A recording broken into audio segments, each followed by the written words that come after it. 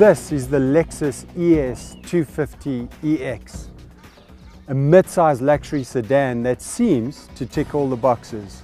Chiseled good looks, a well-appointed interior, a host of standard features, and the Lexus badge on the front. But what's it really like to cozy up for 20,000 kilometers in a period of just over a year? Let me take you on my journey over the past year, and let's see if the Lexus ticks all the boxes.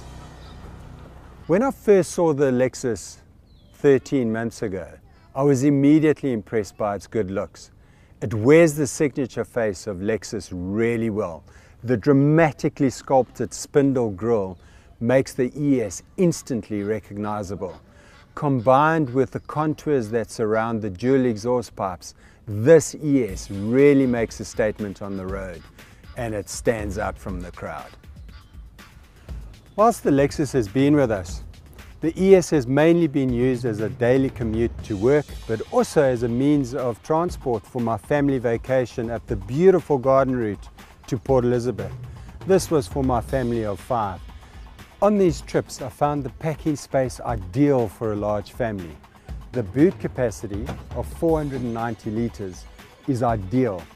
It took all our luggage on that long trip with ease, including all the requirements for a baby, and that meant a pram as well. This ES has a longer wheelbase than the previous generation, and that has definitely enhanced the feeling of interior space, not only in the front but also the rear, where the headroom and legroom is more than ideal. The one negative is that the rear seat is fixed, and this is an important design oversight in my opinion. When you need to pack those large goods in your car, you just can't drop the seat back and put it in. And I often found during my test period that I had to change to another vehicle to accommodate those large items. That negative aside, let's look at a plus point of the Lexus ES, and that's definitely the cabin. Let's get inside and take a look. The embossed leather seats are extremely comfortable, and the driving position is ideal for me. Even when you drive 9 hours on a long road trip, you feel fairly refreshed when you reach your destination. I really like the look and the layout of the center console, but I have to admit that I'm not the biggest fan of the remote touch controller. This controller controls your navigation and GPS settings, the information setup of the vehicle, your radio settings, your media settings, your Bluetooth settings, climate control, and also your telephone settings. It's just not as user-friendly as one would expect. Some of the standard features in this Lexus ES include dual zone air conditioning, front heat warmers, which is a fantastic feature and one that my daughter really loves in winter. You've got your sunroof, you've got park distance control, you've got a reverse camera and front camera, and you've also got cruise control. All fantastic features at this level of the market. Power is supplied by a 2.5 litre 4-cylinder engine, delivering 135 kilowatts and 235 Newton meters of torque. From a fuel consumption point of view, we have managed a combined cycle of 9.66 litres per 100 kilometers. The best consumption we've managed to achieve is 8.62, and that was on the long trip from Port Elizabeth to Cape Town. The engine is a bit sluggish, and one has to work hard at the throttle when overtaking, and obviously that has a negative impact on fuel consumption. Make no mistake, the ES is more of a cruiser than a performance vehicle that you enjoy driving. The open road is where the ES is most comfortable, and occupants are happy to spend many hours in the plush cabin. That is quite a feat with 3 kids at the back. The one standard feature that really stood out for me was the lane change assist, which warns the driver by illuminating the exterior mirrors of another vehicle in the blind spot. This has definitely saved my bacon on many occasions. I've really enjoyed my year with the Lexus. And at this stage of my life, where family, comfort and safety levels are really important, the ES has definitely hit the mark. It's very easy to understand why this is the top selling model in the Lexus range. So let's recap. What did I like about the ES? I really enjoyed the great ride quality, the levels of refinement and the interior packing space. What didn't I like? The sluggish engine, the remote touch controller and the fixed rear seat. Those were the areas that I think they need to look at. Priced at 471,800 Rand, the ES competes with the VW Passat, the Ford Fusion and the Mazda 6. It's a highly competitive segment of the market. So purchasing decision will really come down to brand affiliation, one's lifestyle requirements and your preferences at that time. Having said all of that, if you're in the market for a mid-sized luxury sedan that offers class-leading refinement, space and value for money over outright performance, then the ES must be part of your thinking.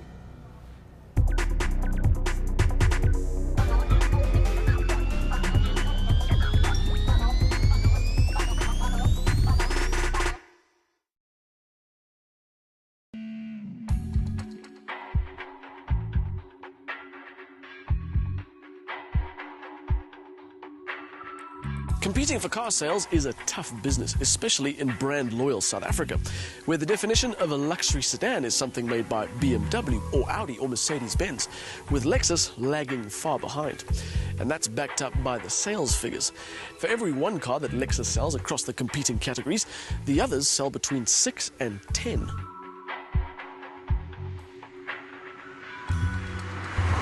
Those are not good odds. Lexus is hoping the addition of another model, the ES, to their local lineup will help improve the numbers. This is a completely new car to South Africa, but the rest of the world has seen 5 previous generations. This is the all-new 6th generation.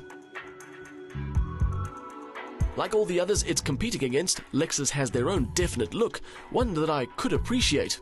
Until now, because that is probably the least interesting Lexus I've ever seen. It's got the now famous front end, but in profile it's a bit slab-sided, and from the rear it isn't so much luxury defining Lexus as it is, ironically, high-end Toyota. If I didn't know any different, I'd swear this new design is 5 years old. Oh well, eye of the beholder and all of that. I don't think this particular shade of blue does it any favors either, but still, for me there's a distinct lack of eye-catching features on this car, which isn't the case with any of the other brands' efforts.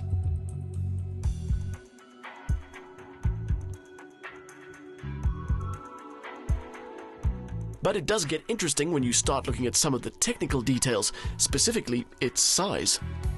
The ES competes against the C-Class, the BMW 3 Series and the Audi A4. And the longest of those cars, the A4, comes in at 4.7 meters. This car, 4.9 meters, which may not sound like a lot, but those 20 centimeters make a big difference inside. Such a big difference, in fact, this car's got the best legroom and shoulder room and headroom of any car in its class. Add to that the well-kitted interior, it's also got the best value. Lexus has a habit of selling cars with a very short or sometimes non-existent options list, and so it is with the ES. Included in its 450,000 Rand asking price is a warehouse of stuff, from keyless entry to electric heated seats, phone and audio device connectivity, voice control and sat-nav, a sunroof, dual-zone climate control, and that most essential of luxuries, the motorized rear blind. And did I mention how much space there is in here? All of that stuff isn't just about value and showing up the opposition, it's very much part of the Lexus experience. While the others bang on about dynamics and performance, this car is more about looking after you. You get a real sense of luxury in here, more so than the others, and really, when you're in traffic, do you want something with an active differential that gives you the most grip in every corner, or do you want something that gives you a nice, relaxed drive? More times than not, it's the latter, and Lexus has really got that down. That's not to say it can't perform on demand though. The 2.5-litre 4-cylinder is good for 135 kilowatts and 235 newton meters, with power being sent to the front wheels through the 6-speed automatic gearbox, which is the only option. It's pretty ego off the line, but once you're up to speed, the power delivery is more like an infusion than a sudden shot. The gearbox is well sorted, so that makes overtaking easy, but the whole experience is more effortless than it is enthusiastic. That relaxing drive I was talking about doesn't just apply to the seats or the spec. The ride setup in the ES is typically Lexus, which means it's quiet and smooth and all very civilized. Even when you do push for an overtake, the typical tendency of four-cylinder motors to get shouty as they approach the red line is instead replaced by what could be best described as a very loud hum. The ES also comes with Lexus's Drive Mode Select, which in sport mode sharpens the throttle and not much else.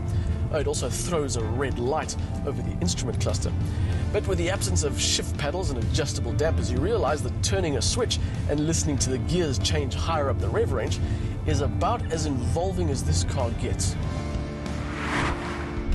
There is one other interaction with this car, but it's not a good one. The remote touch interface, which is as stupid and irritating as it ever was. The pseudo mouse with its odd feel and inaccurate selections might be a unique way of navigating menus, but it's also the worst way ever devised.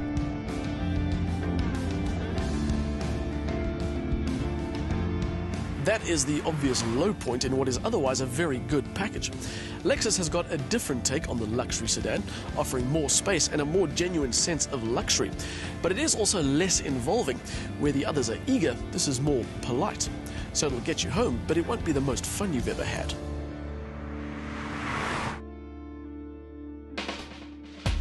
There's good initial power from the four-cylinder motor, and the automatic gearbox is well sorted, making for a stress-free drive.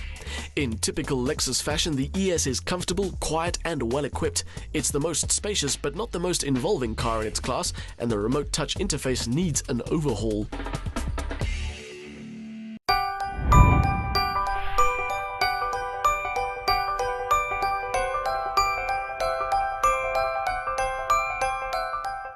Premium Japanese brand Lexus feels that China is not quite there yet in terms of vehicle manufacturing. A unique case, as other automakers such as Audi, BMW and Mercedes-Benz have all started manufacturing vehicles in that part of the world. The reason provided by Lexus is that Japan-made vehicles were a guarantee of quality, Bloomberg reports. For that, Lexus has to absorb pricey import taxes, and as such, most of its vehicles are priced higher than its competition in China. Takashi Yamamoto, executive vice president of Lexus International, said, "There's too much quality risk in China to produce there." The executive, also an engineer for Toyota for 33 years now, added that the brand's awareness and standing amongst consumers was the main focus at the moment. When that difficulty is gone, maybe local production is likely to be launched in China, maybe several decades later, Yamamoto indicated. The executive's perceived view of China's manufacturing quality, however, is a disparity against data, which shows that China-made vehicles have improved over the years. These improvements are said to be accredited to international automakers who have set up manufacturing plants in China. Knowledge sharing and manufacturing processes are exchanged between these automakers and their Chinese JV partners. Analyst for J.D. Power, Jeff Broderick, said that more production line workers, increased automation, and standardized quality control processes were key contributors to better quality. Chinese people, their history of building automobiles is rather short, so it's so difficult to locally build a high-quality car there, Yamamoto stated. That said, the Japanese brand holds a different perception of the Americans and Canadians. They have a tradition, a history of building and manufacturing automobiles, so mentality-wise we have some common ground, he said. Lexus commenced production of the Lexus ES sedan in Kentucky, USA, last month together with another plant in Ontario, Canada. Both are the only other production facilities that the brand has outside of Japan. Yamamoto added that the brand could better control its prices and quality from home and through importing rather than manufacturing millions of vehicles in China. If you shift to made in China, there could be some peripheral issues accompanied with this, he concluded. Recognizable. Combined with the contours that surround the dual exhaust pipes, this ES really makes a statement on the road, and it stands out from the crowd. Whilst the Lexus has been with us, the ES has most of standard features and the Lexus badge on the front. But what's it really like to cozy up for 20,000 kilometers and a period of just over a year? Let me take you on my journey over the past year and let's see if the Lexus This is the Lexus ES 250EX, a mid-size luxury sedan that seems to tick all the boxes. Chiseled good looks, a well-appointed interior, a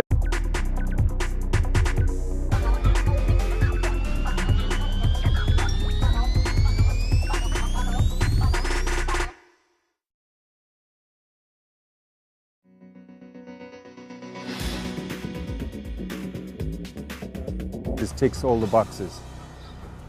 When I first saw the Lexus 13 months ago, I was immediately impressed by its good looks. It wears the signature face of Lexus really well. The dramatically sculpted spindle grille makes the ES instantly